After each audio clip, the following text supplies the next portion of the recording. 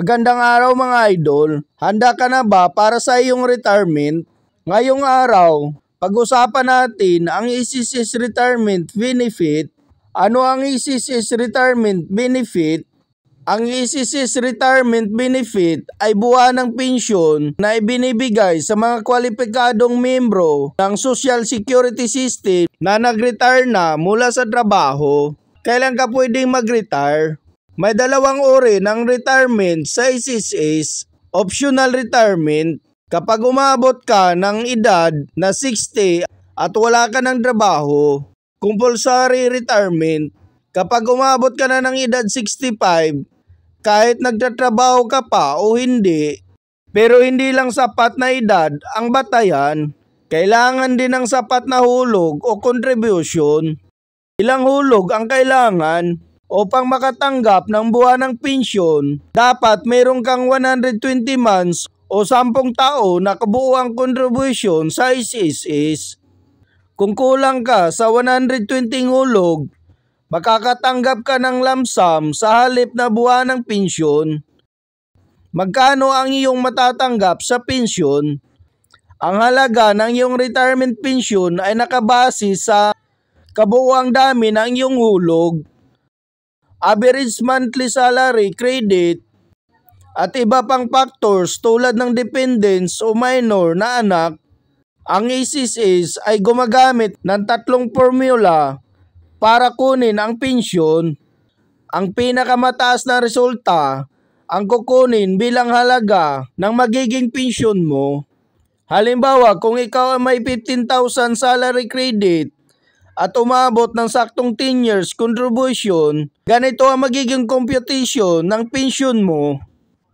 Formula 1, 300 plus 20% of 15,000 ay 3,000. Ito ay equivalent to 3,300. Formula 2, 40% of 15,000 is equal to 6,000. Formula 3, since 10 years contribution lang ito, automatic 1,200. I-compare natin ang 3 formula dahil formula number 2 ang may pinakamataas na result. Iyan mga idol ang magiging monthly pension mo. Halimbawa naman kung ikaw ay may 15 years contribution at 15,000 ulit ang salary credit, ito naman ang magiging formula ng pension computation mo. Formula 1, 300 plus ang 20% ng 15,000 ay 3,000 plus yung 2% ng AMEC para sa bawat taon ng hulog dahil sa sobra ng 10 taon ang contribution which is 1,500. Ang magiging total ng Formula 1 ay 4,800. Paano nakuha ang 1,500 o ang 2%? Ganito ang computation mga idol. Step 1, kunin ang sobrang taon. Dahil 15 years total contribution ito, minus 10 years, may 5 years contribution na sobra. Step 2, i-compute ang 2% ng AMEC. AMEC is 15,000. 2% ng 15,000 ay 300 pesos. Step 3, i-multiply ang 2% sa sobrang taon. 300 times 5 years, kaya nagiging 1,500 ito. Next, para sa formula 2, 40% of 15,000 is 6,000 pesos. Formula 3, minimum pension roll. Since na ang contribution ay 10 to 20 years minimum, pension pa rin ito na 1,200. I-compare muli ang resulta na 3 formula.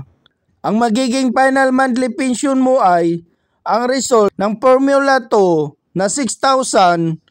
Since ito ang may pinakamataas, may mga dagdag ding benefits ang pensioner. Meron din kayong matatanggap na 13-month pension tuwing December. Additional benefit kung may qualified dependents, kung may minor na anak, 10% ng pension per qualified dependent, maximum of 5. at lifetime monthly pension para sa mga qualified.